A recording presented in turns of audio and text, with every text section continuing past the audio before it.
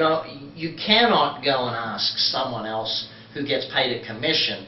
They're not, they are just so biased. You've got to look to investors who are out there in the marketplace. That's why I say join investing clubs. Go meet investors. Go read the books of other investors. Do the things that you need to do to learn from the people who are already investing. You know, I love looking at the mutual funds or the hedge funds and finding out which people have their own money in it. If they don't have, if the guy running it or the gal running it doesn't have any money in the fund, do not put money in that fund. If they're not risking their own money on the work that they do, why should you risk your money on the work that they're doing?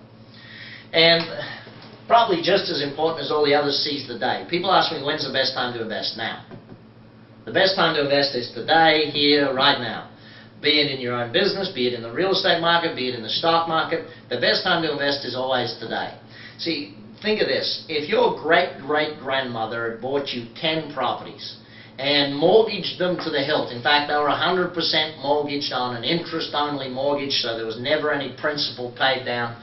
Your great-grandmother had bought these 10 properties on the water in New York. How happy are you today that she's left them to you?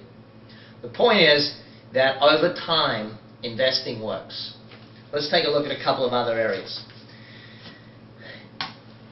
Another philosophy that's very important.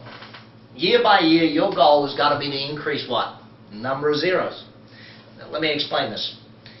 If you're doing a deal, well, let's explain it from a job situation. Your first job, you might get hundreds of dollars a week. Your second, third, fourth job, you might be up to thousands of dollars a week. Then you want to move to tens of thousands, hundreds of thousands, be it in a job, a business, wherever it is. When you're investing, you might start out with investments in the hundreds of dollars. Then you might move to thousands of dollars, then tens of, hundreds of, millions, tens of millions, hundreds of millions, billions. Keep adding zeros, because here's the thing. You go and buy a $100,000 home. You put $20,000 deposit, $80,000 loan. You go and buy a $100 million property. $20 million deposit, $80 million loan. The numbers are the same, it's just the zeros that change. And what brings you to better zeros? More knowledge, more experience. So keep practicing, but keep moving up the zeros over time. Speaking of time, let's take a look. What did I say is your greatest asset? Time. Time is the number one asset that you have. It is the only limited asset that you have. The biggest challenge with it is you don't know how limited it is. I'm not sure if you've ever done the math, but I have. The average life, just under 80 years. 80 times 50, that's the approximate number of weeks in a year. 4,000 weeks in a lifetime. Now, you're watching this video, I imagine you're probably trying to do the math right now. How many weeks have I actually already lived? Well, if you're 40, you've done 2,000. So, plus or minus from there. But let's say you've only got 1,500 weeks left, or 1,000 weeks left, or 2,000 weeks left in your life. What are you going to do with it? You know, your asset is time. Invest it wisely. And here's what you really should be doing with your time. 3 steps. Step 1, turn your time into ideas. Step 2, or total, third step on there is ideas become cash. So with time, we get given an allocation. First job is make our time valuable by gaining enough knowledge. Add the knowledge base to our time. Time with knowledge is worth more. Time without knowledge is worth less. My dad said to me when I was a young guy, he said, Brad, you get paid to work from the neck up or the neck down. You make the choice, but neck up always gets paid more. So, keep that one in mind. Time becomes ideas, ideas turn into cash. Then you use that cash to create more ideas, to create more cash, and so on. So let's go through the 5 levels that we really want to create and move up as we become our growth path through life. This is really a summary of everything that we've discussed so far today. So we start our 5 levels of entrepreneurs down here at the bottom. We're an employee. What's your job as an employee? It's relatively simple. As an employee, your job is to do 2 things. Number 1, learn. Number 2, create enough capital so you can kick yourself off into the next level. Notice I didn't say go and buy yourself all the stuff, the latest shoes, the latest iPod, the latest this, the latest that.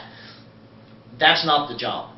Your job is to learn and to put some money into some capital to be able to go and start in your own business at some point in time or educate yourself more. Read a book every week. As an employee, that's what you need to do.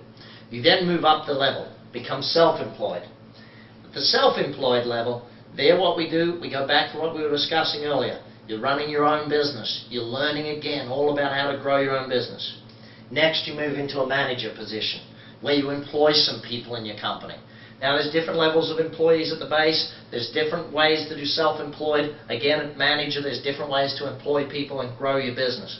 Remember, stick with it. It's the learning that is going to pay off long term.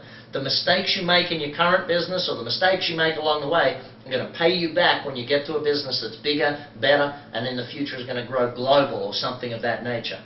We then move up to the next level where we become the owner of a business. Now, what have you done to that point in time? You've climbed the cash flow ladder. That's where the cash flow ladder is complete. You've now got income that comes in whether you go to work or not. You've bought back your time. How do you think it's going to feel in the rest of your life knowing that you've got income coming in whether you go to work or not? Now, how long is it going to take to climb that ladder? Depends on where you're at right now. Somewhere between 3, 7, and 10 years. If you're committed to learning and growing with it. The challenge is most people commit only to a certain level. You've got to commit and stick with it. Entrepreneurial growth is a very important thing. You know, how you grow, the books you read. Read all of my books, for goodness sake. Read all the books I recommend in all of my books. Go on the web, surf, read them all, do the whole thing. Work with one of my business coaches if you own a business. You can start in our Profit Club, move to our Growth Club or our Action Club. It starts at less than $1,000 a year for someone to start with coaching. So wherever you start, move through that level. We've got to get you to this level here, owner. That's all about the income on that side there. Ultimately, we want you to get to that level of owner in your own business. If we can get you to that level, then the fun starts to happen. Then we get to do some of the real big growth areas of the business. Now, we move into this next level, and it's where we start at the bottom of that capital ladder, where we start becoming an investor. We start investing in deals. Now, admittedly, remember what was the first type of deals we do? Retail deals. Then we move to wholesale deals. We're an investor. What 3 things we got to learn how to invest in? Businesses, property, and stock market. These are the things we have to learn as we grow through the different levels, the retail level and the wholesale level. You've got to learn it. I have to learn it. Everyone else out there is going to have to learn it if they want to be successful and wealthy. The challenge is most of us trying to leave it up to somebody else, and that doesn't work. Having someone else manage your money for you does not give you the returns you can get for yourself if you're willing to go and gain the knowledge. Second thing on that knowledge, who can you pass that knowledge on to once you gain it? A lot of people think to say to me, but education's expensive. Well, if you think education's expensive, try being ignorant. What's cost you more, the education you got or the lack of knowledge of the things we've discussed here today? Make sure you work with someone who can take you through this. Make sure that you do it. If you got friends who you think need to know this stuff, forward them a link to this video. Send it to them. Send it to 20, 30, 100, 1,000 people. Get this knowledge into people's hands so they can grow and become wealthy just like you are going to, just like I am, just like all of us are.